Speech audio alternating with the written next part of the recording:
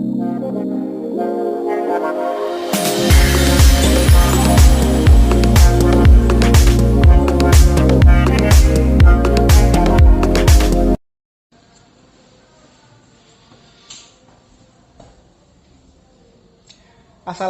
warahmatullahi wabarakatuh. Selamat pagi, salam sejahtera untuk kita semua. Perkenalkan, saya Sabta Eka Putra, Eskom Mkom. Saya salah satu dosen tetap yayasan pada program studi Manajemen Retail, Fakultas Ekonomi dan Bisnis di Universitas Taman Siswa Padang.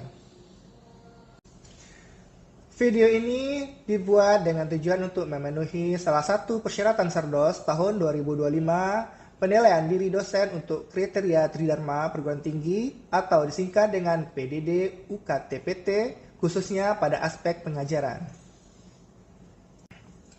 Pada kesempatan ini, izinkan saya untuk menjelaskan salah satu mata kuliah yang saya ampu, yaitu mata kuliah Teknologi Komputer.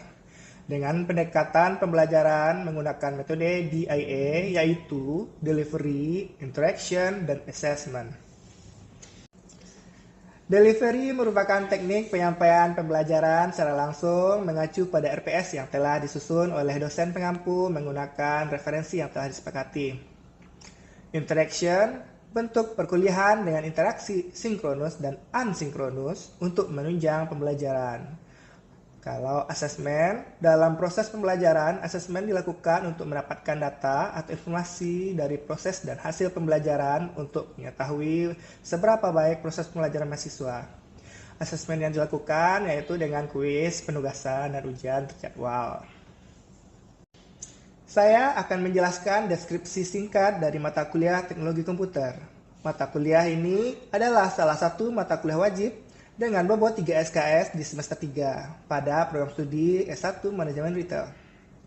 Di mana dengan mata kuliah ini diharapkan mahasiswa memiliki pengetahuan dasar mengenai jenis dan pemanfaatan teknologi komputer yang merupakan salah satu faktor penting dalam proses pembelajaran dan kehidupan sehari-hari. Materi kuliah dimulai dengan konsep dasar teknologi komputer, pengelompokan teknologi komputer, perkembangan teknologi komputer, dan manajemen teknologi komputer dalam kehidupan. Kemudian memperkenalkan penggunaan aplikasi pembelajaran seperti Microsoft Office dan SPSS sebagai aplikasi komputer yang dapat digunakan dalam penyusunan karya ilmiah dan pengolahan data penelitian. Dilanjutkan dengan praktek penggunaan aplikasi tersebut dalam proses pembelajaran. Selanjutnya diperkenalkan mengenai fungsi dan manfaat jaringan internet dan aplikasi e-commerce yang dilanjutkan dengan praktek pemanfaatan penggunaan jaringan internet dengan menggunakan aplikasi e-commerce dalam membantu perkembangan perekonomian masyarakat. Adapun capaian pembelajaran mata kuliah Teknologi Komputer yaitu 1. Mampu menguasai konsep dasar teknologi komputer sebagai landasan teori. 2. Mampu memahami tentang pemanfaatan dan penggunaan teknologi komputer dalam kehidupan sehari-hari. 3. Mampu memahami tentang manajemen teknologi dan berbagai isu terkini di bidang teknologi komputer. Yang keempat, mampu meningkatkan soft skill, terutama dalam hal presentasi dan komunikasi, memungkinkan ide dan gagasan dalam berdiskusi. Dengan capaian pembelajaran tersebut, pokok pembahasannya yaitu 1. Konsep dasar teknologi komputer dan kegunaannya. 2. Perkembangan teknologi komputer. 3. Pemanfaatan teknologi komputer.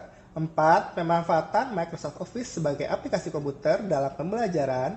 5. Pemanfaatan SPSS sebagai aplikasi komputer dalam pengolahan data penelitian. Yang keenam yaitu konsep dasar internet dan jaringan komputer. Yang ketujuh, pemanfaatan internet untuk berbagai keperluan. Dan terakhir, pemanfaatan internet untuk bisnis.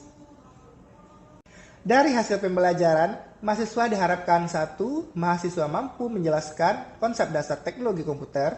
2. Mahasiswa mampu menjelaskan teknologi komputer berdasarkan kegunaannya. 3. Mahasiswa mampu menjelaskan perkembangan teknologi komputer pada saat ini. 4. Mahasiswa mampu menjelaskan pemanfaatan teknologi komputer dalam berbagai bidang.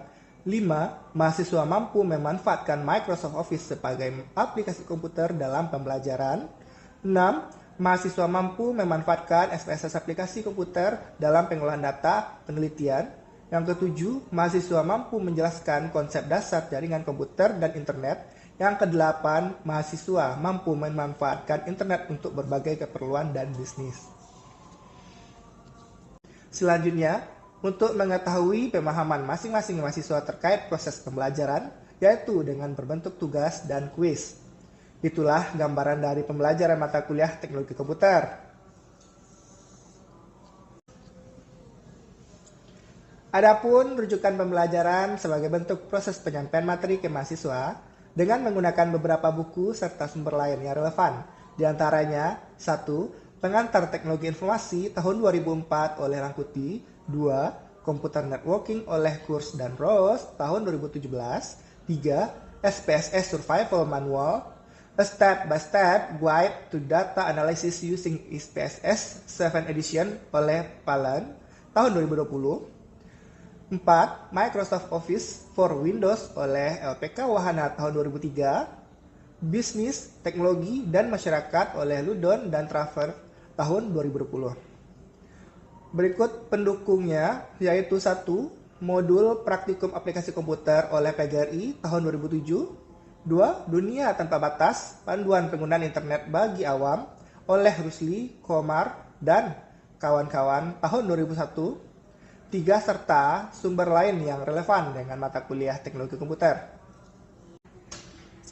Untuk melakukan evaluasi penilaian terhadap mahasiswa dalam proses pelaksanaan asesmen dalam pembelajaran yaitu berupa kuis, penugasan, diskusi kelompok, dan UTS dan UAS.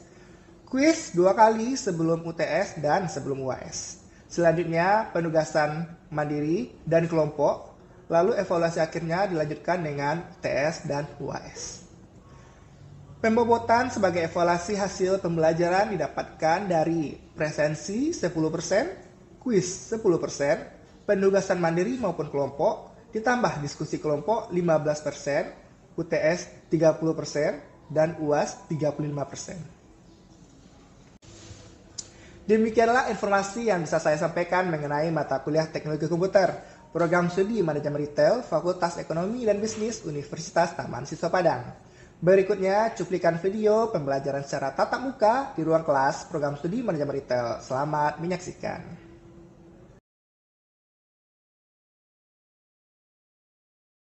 Assalamualaikum warahmatullahi wabarakatuh.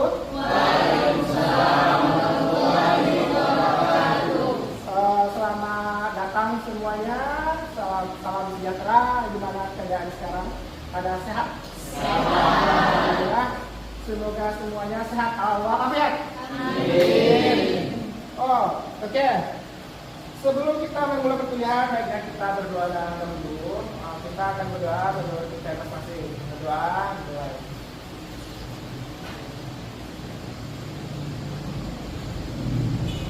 Selesai. Untuk sebelum pertemuan kita sebelumnya harus mengulas terlebih dahulu pertemuan minggu kemarin. Sekarang pertemuan ke-12, yaitu minggu kemarin pertemuan ke-11. Pada pertemuan ke-11 kita lihat dulu pada RPS. Kita mengulas apa minggu kemarin, ada yang ingat? Tentang jaringan komputer ya? Ya, oke. Untuk sekilas mengulas ingatan biar kembali segar, saya akan bertanya terlebih dahulu kepada kalian. Untuk jaringan komputer sendiri itu apa? Ada yang tahu? Coba angkat tangan.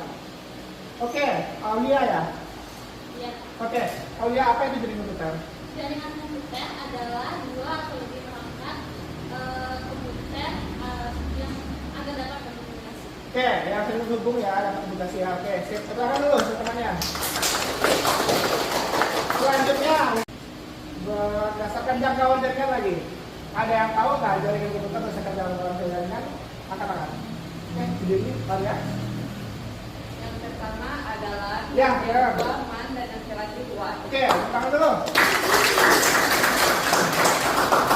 Oke, berdasarkan luas jangkauan jaringan itu ada 3, berarti ya ada LAN, itu adalah local area network.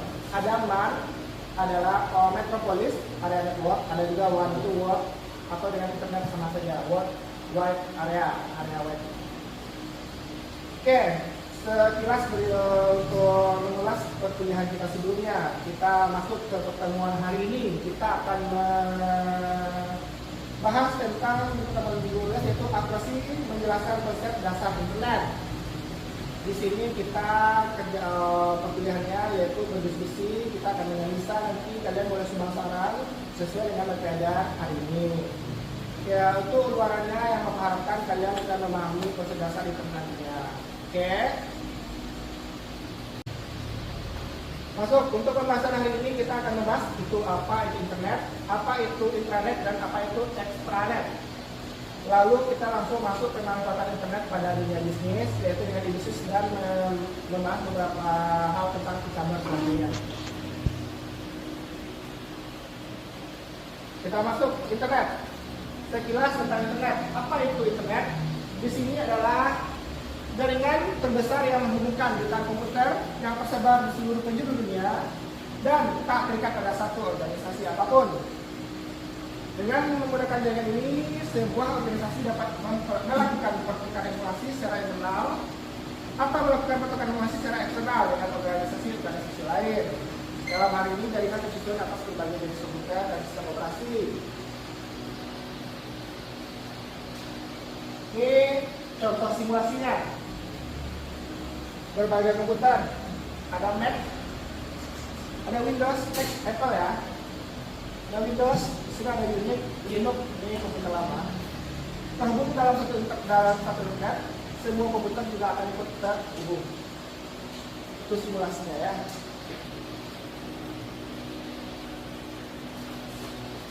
Masuk kita ke sejarah awal internet itu. Pada awal internet dibangun oleh Departemen Pertahanan Amerika Serikat dalam rangka untuk melakukan hubungan dengan para ilmuwan dan profesor universitas di seluruh dunia. Ini internet dapat digunakan oleh siapa saja untuk melakukan akses informasi siapa saja dan bahkan untuk melakukan transaksi bisnis.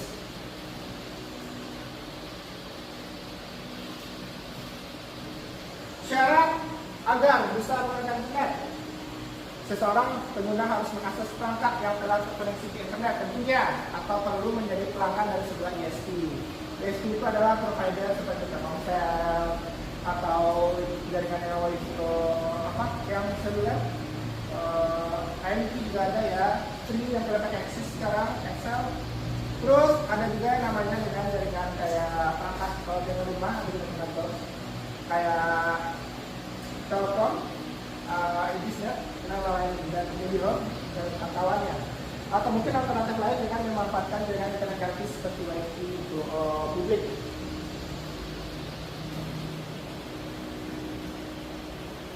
Berikut ada daftar beberapa ISP di Indonesia. Yang saya bilang tadi, di sini ada namanya PT Murah Telematika Indonesia, ada Merek Publik, ada Bisnet, ada Cyber-Indo Aditama, ada Kosmedia, ada Cemerlang Multimedia, ada MNC Kabel Mediacom, ada MNC Player Media, ada Telkomsel, ada Telkom Indonesia. Telkomsel dan Telkom Indonesia itu dia terpisah berarti ya, tidak satu perusahaan. Lanjut kita mengenal apa itu protokol, apa itu IP address, apa itu domain. Untuk koneksi komputer di internet ditangani atau menggunakan protokol TCP/IP namanya pada komputer ya. Jadi setiap komputer itu dia punya kode unik sendiri yang namanya IP address. Handphone kalian juga memiliki IP sendiri. Itu baru kita bisa koneksi internet. Jadi protokol ini mensyaratkan bahwa setiap komputer dalam jaringan internet harus memiliki identitas unik seperti IP yang saya bilang tadi. Yang dimana atau dinamakan nomor ini terdiri atas 4 bilangan. Kalau di komputer dia berupa 4 bilangan nanti. Nanti dia. Ya, Siada itu unitas klik PDD di PID. Siada ini adalah subdomain. Domainnya mana? Domainnya adalah unitas PDD. Oke, untuk ini tipe domain, ini domain. Terus bentar, tipe domain itu adalah AC, kode negara itu adalah ID. Ini tergeser kayaknya. AC ini adalah akademik tipenya. ID adalah kode negara Indonesia. Ini ada beberapa daftar tipe dan kode negara ya. Oke, untuk identitas negara di sini ada AK, itu adalah Australia. Kalau Indonesia kita ID ya. Di sini ada AU Australia, ada CA itu Kanada, FR Prancis, Indonesia, JPT Jepang, NI Malaysia, UK itu Inggris. Khusus untuk Amerika Serikat domainnya tidak memiliki identitas negara, berarti kita pakai com berarti. Lanjut, ini adalah DPP untuk jenis domain. Com atau co itu komersial berarti ya. Edu, pendidikan atau AC, kita pakai AC ya. Itu fungsinya untuk pendidikan. Ada gov atau go, untuk pemerintahan. Kalau ada yang pernah buka website LLDP, belakangnya go ID pasti. Ada MIO untuk militer, menyakiti jaringan, keluarga atau organisasi dan lain-lain. Selesai tentang internet, kita masuk ke intranet.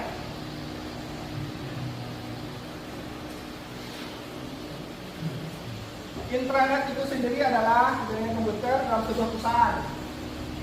Oke, yang menggunakan teknologi internet tapi bersifat privat bagi perusahaan yang bersangkutan. Jadi dalam jaringan, perlu matikan dulu ada handphone ya. Untuk internet sendiri, kalau kita hubungkan dengan jaringan komputer itu dia termasuk di bagian MAN, metropolis area network, itu adalah di area perusahaan tersendiri. Contohnya begini ya, di sini ada klien,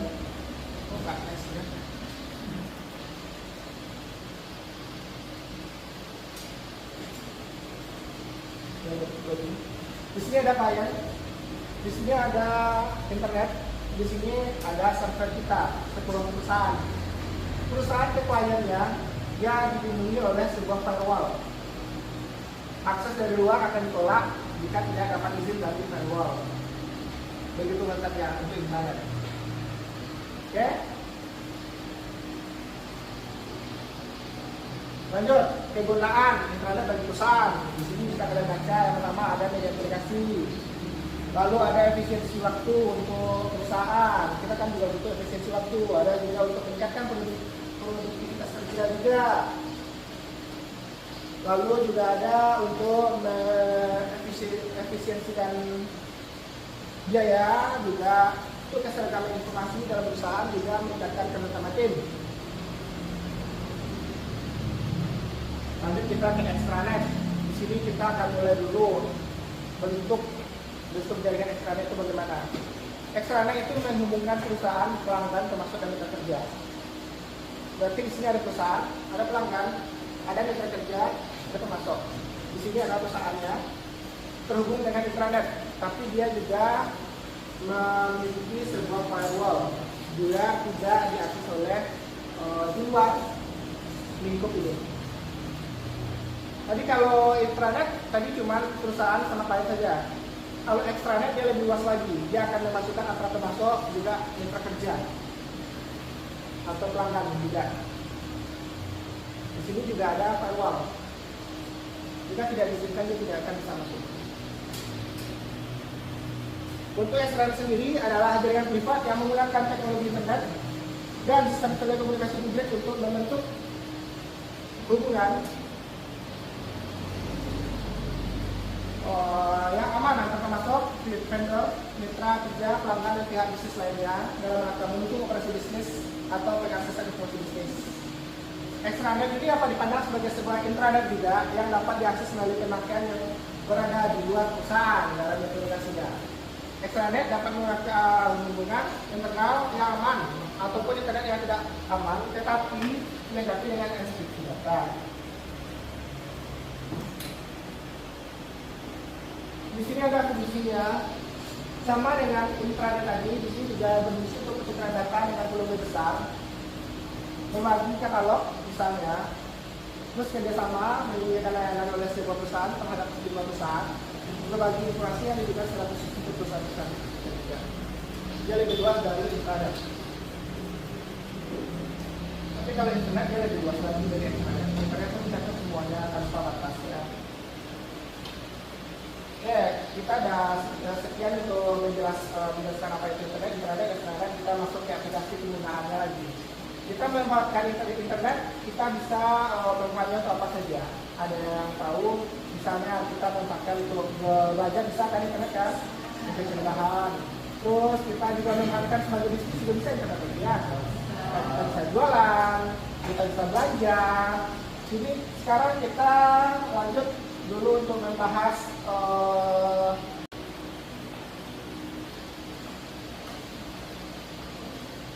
ya, e-commerce sendiri digunakan untuk mendukung kegiatan pembelian, penjualan, pemasaran produk. Dasar apa aja bisa digunakan dalam e-commerce?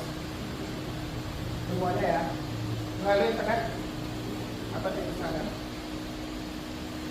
Dan muncul oke. E-commerce umumnya dikelompokkan menjadi dua buah kategori. Ada business to business, ada business to customer. Pada perkembangan terakhir saat ini ada juga muncul jenis hubungan baru yang disebut dengan customer to customer dan customer to business. Kita simulasikan ya. Tadi apa saja business to customer tadi? Business to customer berarti sebuah perusahaan ke pelanggan ya. Ada business to customer tadi berarti, terus business to business perusahaan ke termasuk ya, termasuk perusahaan atau sebaliknya. Business to customer lagi. Apa tadi apa saja tadi? C2C sama C2B lagi ya. Customer to customer apa aja? Di pelanggan ke pelanggan tadi ya. Atau ke pelanggan langsung ke termasuk juga bisa. Kalau termasuk itu termasuk ke customer.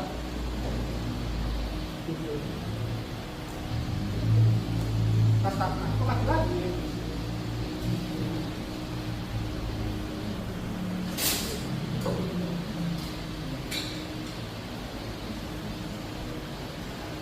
Yang terakhir adalah customer to business.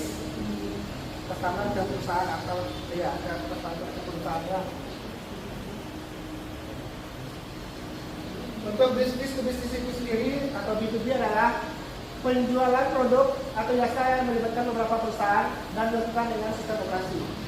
Kalau bisnis to customer itu melibatkan interaksi antara sebuah perusahaan, penjual, dan para konsumen.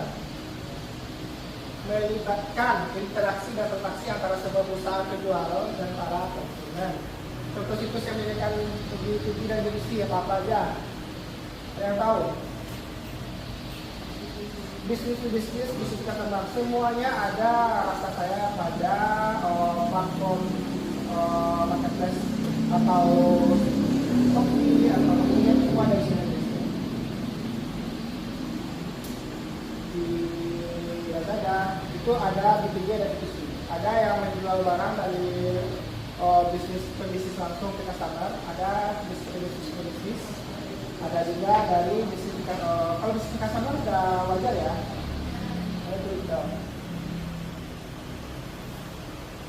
Lalu ada nama institusi di sini, person to person. Kode perdagangan yang terjadi antara konsumen dengan konsumen melalui internet atau reseller. Berarti si konsumen membeli barang dulu yang banyak-banyak, dia reseller lagi ke konsumen lainnya. Itu berarti institusi beda ya.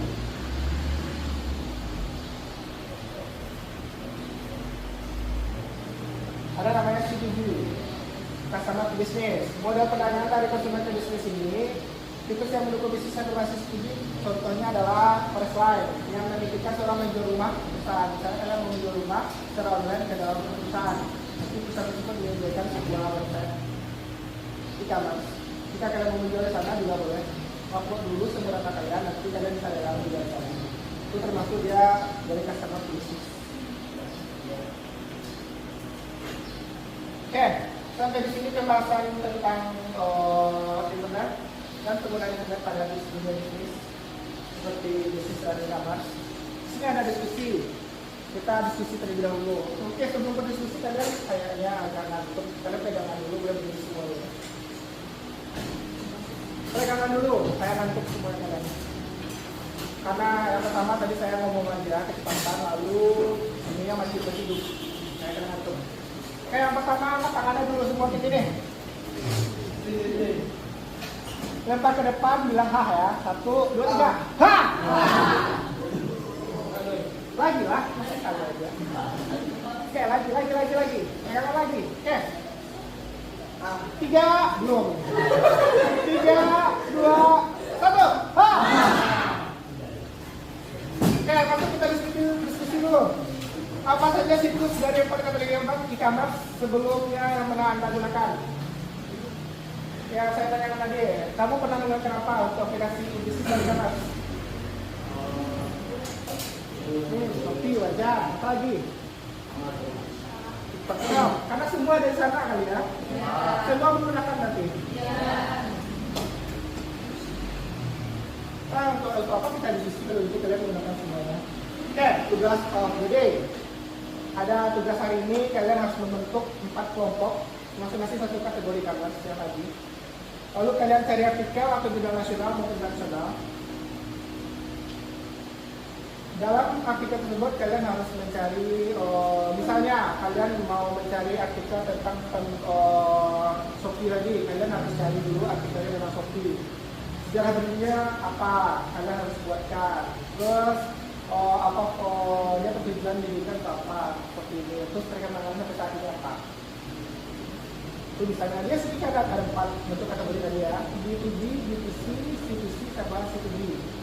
Kalian ada 20 orang, bagi 4 kelompok, nanti ada 55 orang. Satu kelompok mengambil B2B, satu kelompok B2C, satu kelompok C2B, satu lagi C2C berarti. Saya serahkan ke ketua saja nanti menurut kelompok. Terus itu tugasnya kita masih ada satu jam lagi ya. Oke, itu tugas kelompok itu kalian bikin hari ini. Kali kalian presentasikan hari juga.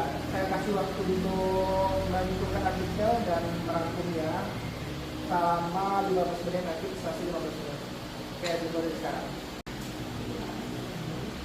Oke, dari presentasi yang tadi saya harap kalian mengerti dan paham apa itu internet dan apa itu penggunaan internet dan bagaimana kalian memanfaatkan internet untuk keperluan kalian sehari-hari. Misalnya kalian untuk belajar, atau untuk belanja, atau untuk yang lain. Kalian sudah paham dan sudah harus mengerti karena di zaman sekarang yang sudah maju, kalian juga menggunakan internet mana-mana. Lalu kalian sudah paham lagi untuk menggunakan internet. Oke, untuk minggu depan kita akan masuk, kita akan mencoba untuk membangun sebuah aplikasi e-commerce. Misalnya saya akan dulu kalian membuat sebuah toko sendiri, marketplace, boleh bebas marketplace apa aja. Kalian harus membuka satu toko, apapun temanya bebas. Harus terjual satu barang. Kalian kan manajemen kan ya, manajemen, oke. Kalian harus menjual paling tidak satu barang terjual, atau terserah siapa yang membeli lah. Atau paling tidak sudah publish lah toko kalian satu. Itu ada nilainya. Itu untuk nanti tugas akhir kayaknya di pertemuan 15. Sekarang kita masuk ke 15. Itu akan kita bahas dulu untuk pembangunannya. Untuk pertemuan hari ini ada yang bertanya lagi? Ya cukup, udah pada paham ya. Saya harap kalian paham tentang internet penggunaannya untuk di depan kalian sehari-hari. Oke, end season. Untuk pertemuan hari ini kita cukupkan hari sampai di sini dan siang juga, sudah pada 8 juga. Kita akan kembali lagi di depan dan sampai kita di depan. Jangan lupa minggu depan saya akan tanya lagi di awal untuk refresh ingatan lagi tentang pertemuan hari ini. Oke? Sampai jumpa. Assalamualaikum warahmatullahi wabarakatuh.